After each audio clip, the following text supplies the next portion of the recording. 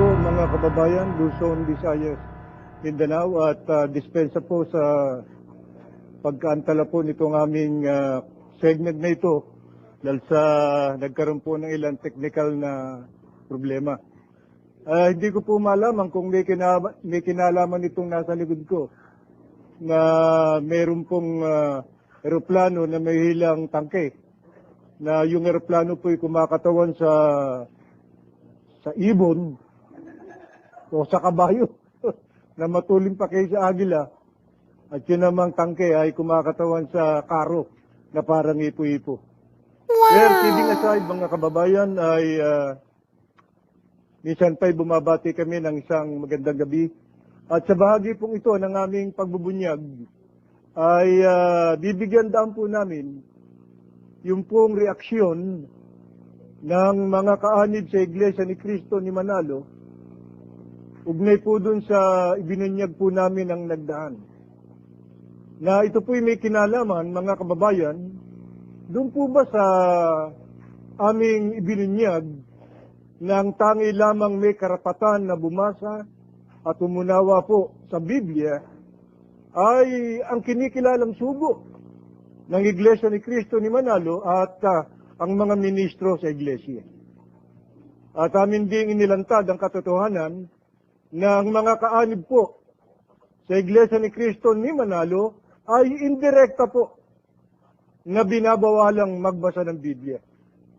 Yun po ang kanilang reaksyon. Hindi raw sila binabawalang magbasa ng Biblia.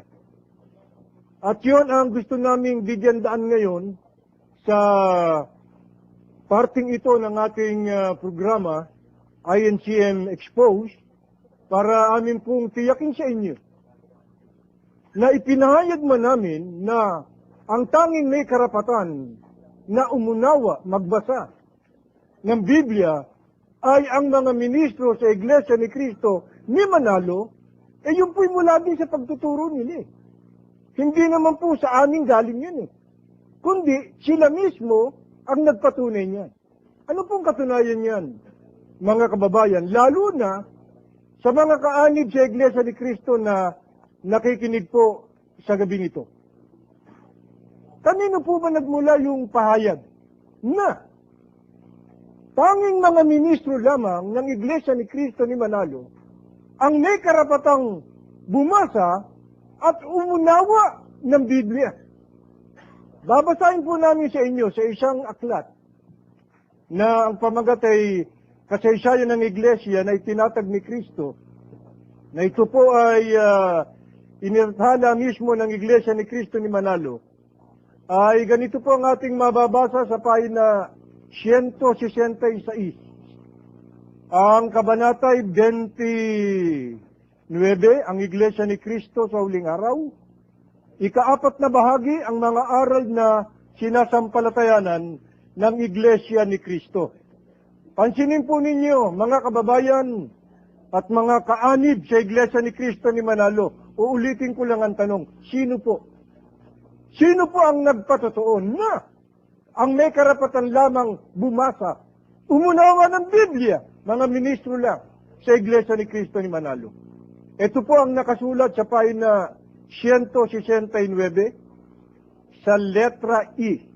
Pansinin po ninyo, sumasampalataya siya na ang may karapatan lamang na makaunawa at magturo ng dalisay na ebanghelyo ay ang mga taong sugo ng Diyos. Ito pong binasa po natin, mga kababayan, ay patotoo mismo ng Iglesia ni Cristo ni Manalo na sila po'y sumasampalataya na ang tangi daw may karapatan na makaunawa, magbasa ng Biblia, ito taong mga sugo ng Diyos. Sino po ba yung tinutukoy nilang mga taong sugo ng Diyos na may karapatang magbasa ng Biblia?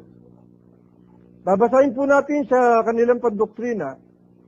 Ito po ay serye 1976, 1977, sa pahina 19, leksyon bilang 8, at ang paksa po si kapatid na Felix Manalo, ang sugo ng Diyos sa huling araw. Babasahin po natin sa ikawalong bahagi ng tanong. Ano ang karapatan ni kapatid na Felix Manalo at ng mga ministro sa Iglesia ni Cristo sa pangangaral ng Ebanghelyo? Mapapansin po ninyo, mga kababayan, sa katanungan pa lamang, meron na pinakikitang karapatan. Si Ginoong Felix Manalo, na kinikilala nilang sugo sa kanilang iglesia at yung mga ministro mismo. Kaya ang tanong ay ano raw ang karapatan? E ano nga ba ang karapatan? Basahin natin dito sa kanilang sagot. Hinulaan ang may hawak ng tatak at ang magtatatak at ang pagtatatak ay ang pangangaral ng Ebanghelyo. Ano raw yung karapatan, mga kababayan, nitong kanilang kinikilalang sugo na si Felix Manalo at ang mga ministro sa Iglesia ni Cristo? Ang sabi po nila, merong binabanggit silang may tatakanya, merong magtatatak, at ang pagtatak, pangangaral ng Ebanghelyo. E alin po ba yung tinutukoy nilang tatak? Napag-aralan po natin ang nagdaan yan eh. Binabanggit po sa Efeso, 1:13 hanggang 14, pangangaral ng Ebanghelyo. At ang magtatatak, si Manalo, si Ginoong Felix Manalo, Wow! at yung kanyang mga ministro.